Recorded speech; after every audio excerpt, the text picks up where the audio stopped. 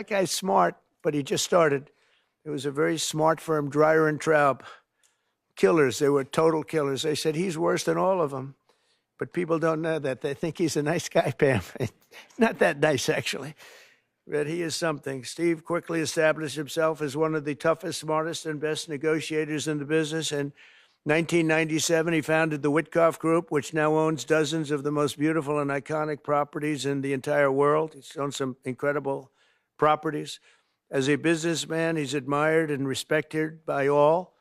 And now Steve is putting his talents to work for America as special envoy to the United States and making a lot of progress.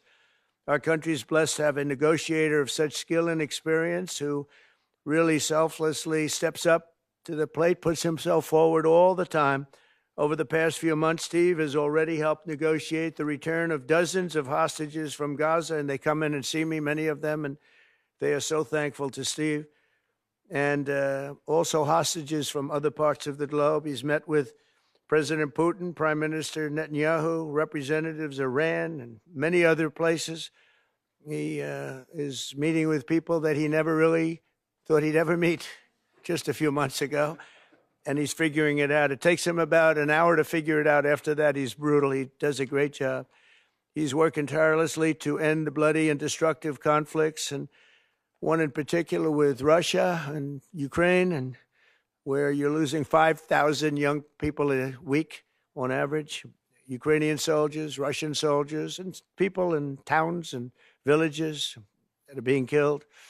We want to bring it to an end, and we're working. Steve is in the Middle East, where I think we're having some very good success, and you'll be hearing about it as we go. We had tremendous success over the last month, and we're taking the word of the Houthis, but they didn't want any more, and I understand that. And they have decided that they don't want to do this anymore. So I'm proud to have him as a friend. Steve's a very fantastic guy. I picked him out of a lot of people. I had a lot of choices. But I said, we need somebody with two things, a great personality and somebody that could negotiate. And he's got both of them in spades. He's also really smart. So I want to thank everybody for being here, and I want to, very, very importantly, I want to say to Marco Rubio that you're swearing in a very important person.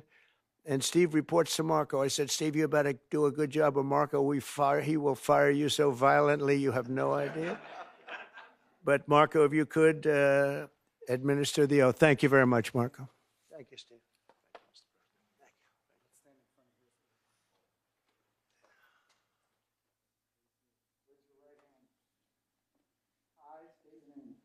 I, Steve Witkoff, do solemnly swear that I will support and defend the Constitution of the United States Constitution of the United States against all enemies, foreign and domestic, that I will bear true faith and allegiance to to the same, the same, that I take this obligation freely without any mental reservation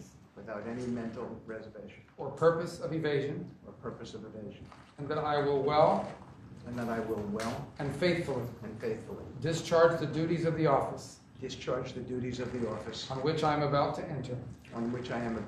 So help me God. So help me God. Congratulations.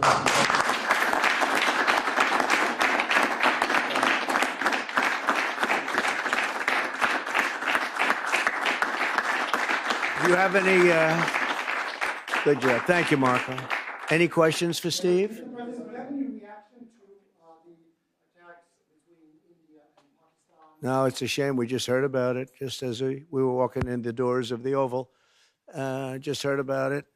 I guess people knew something was going to happen based on a little bit of the past. They've been fighting for a long time. They've been fighting for many, many decades and centuries, actually, if you really think about it.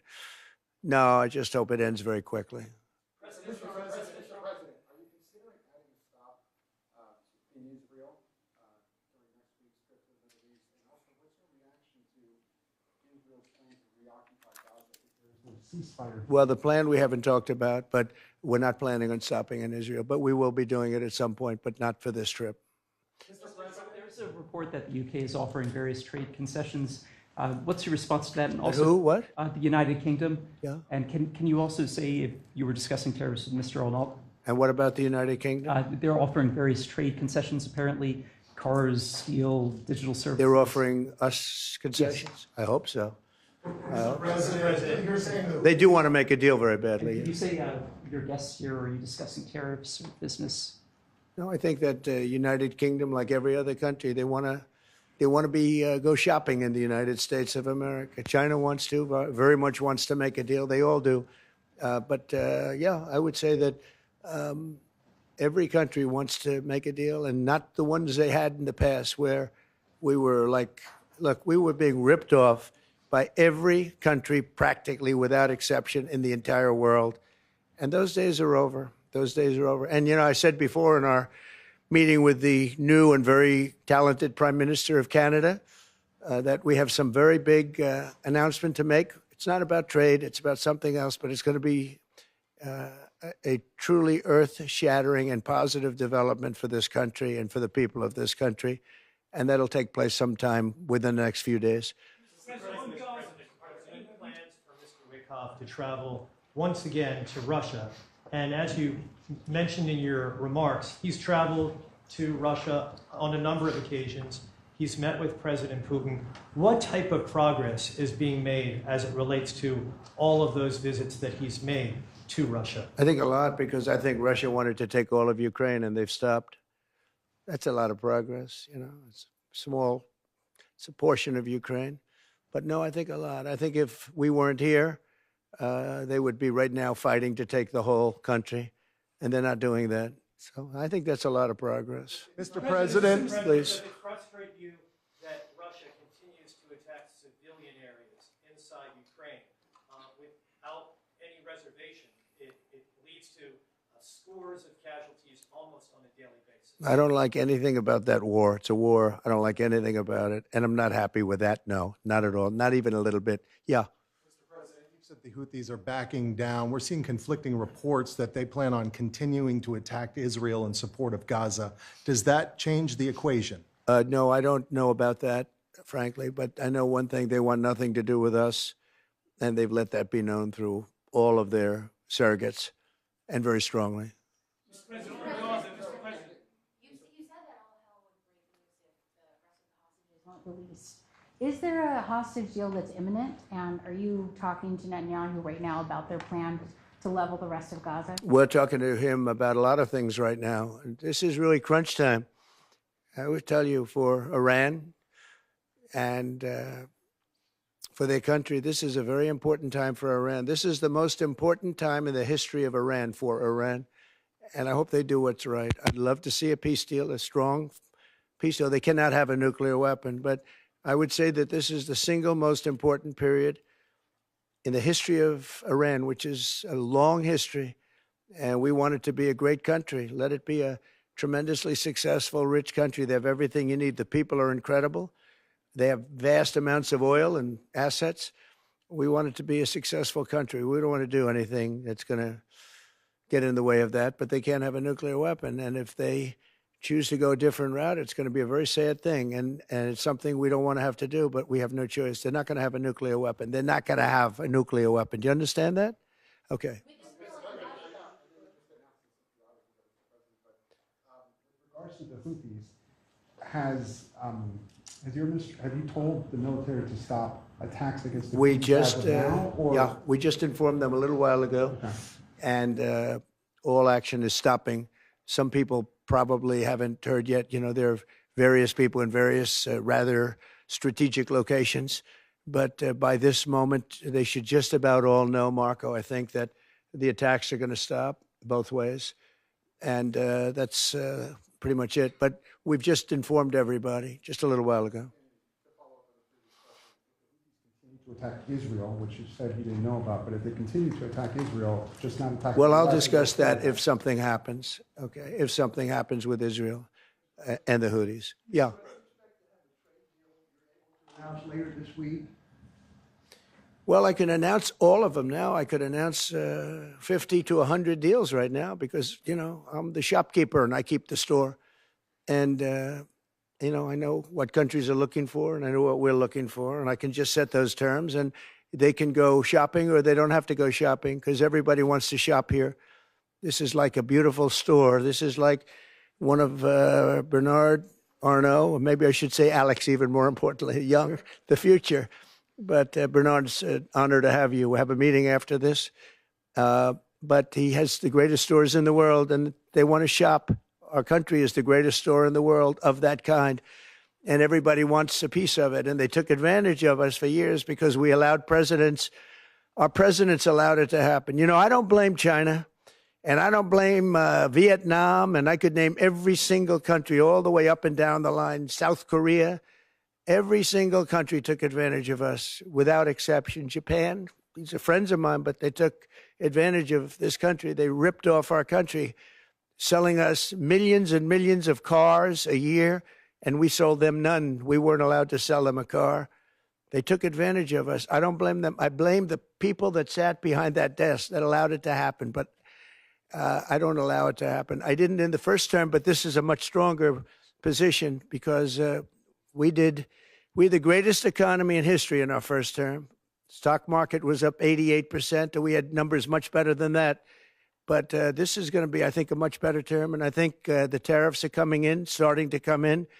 We were losing $5 billion plus a day on trade. Now we're not losing that kind of money, and we'll soon be making a lot of money a day and a year and a month. For you and perhaps the Attorney General. The Justice Department recently received a criminal referral against New York Attorney General Tish James for fraud. We haven't heard much about it. Could you or the Attorney General give us an update as to what's going on with that investigation? Well, I don't want to get involved in something that Pamela's involved with. If you'd like to say something, Pam? I can say unrelated to that, she's a disaster for New York. She's a horrible, horrible human being. And I think she's a total crook. There's no question about it. But that's just my opinion. Pam's going to have to do what she wants. She's a very bad person. She's a very, very bad person who campaigned solely on, I'm going to get Donald Trump over and over again. She's a sick person. But that has nothing to do with what Pam does. Pam is going to do what's right. She always does. I've known her a long time. Yeah, go ahead, behind you. Thank you. On Gaza, you said there's been progress in the Middle East. But at the moment, as a colleague said, Israel, Netanyahu is saying he now wants to conquer Gaza. Is there any prospect of any movement on that? Are you happy with what Netanyahu is doing? Well, we've gone very slowly because we want to try and get as many hostages saved as possible, and we've done a good job in that regard. 2 weeks ago, I had 10 hostages come in, and they thanked me profusely, and I said, you have nothing to thank me about. What they went through is incredible. They lived in a pipe. You know, they keep hearing about caves. It was a pipe 3.5 feet high. And they didn't know if they were going to breathe. They didn't know if they were going to live to the next day. They lived like hell. I couldn't believe the stories I was hearing. And they weren't grandstanding. These were people that were seriously mistreated. One was in for 512 days. One was in for 361, I guess, days. And one was in for a shorter period of time. The stories were unbelievable. I said, how many people are left? How many are left? They said, 59. I said, oh, wow, that's more than I thought. They said, well, only 24 are living, but now it's 21. That was a week ago. Now it's 21 are living. And these are young people. Young people don't die. Old people die. Young people don't die under these conditions. So of the 59 people, and they said 59, and I said, really? But they said only 24 are living. And I now correct, I say 21, because as of today, it's 21. 3 have died. So this is a terrible situation. We're trying to get the hostages out. We've gotten a lot of them out. As the expression goes, there's 21 plus a lot of dead bodies. You know, parents came up to me on numerous occasions, but a couple in particular, they came up to me 2 weeks ago and they said, please, sir, my son is dead. Please get us back his body. They wanted his body. He's dead. They know he's dead. They wanted his body as much as you would want the boy if he was alive. It's a very sad thing. Thank you very much, everybody. Thank you.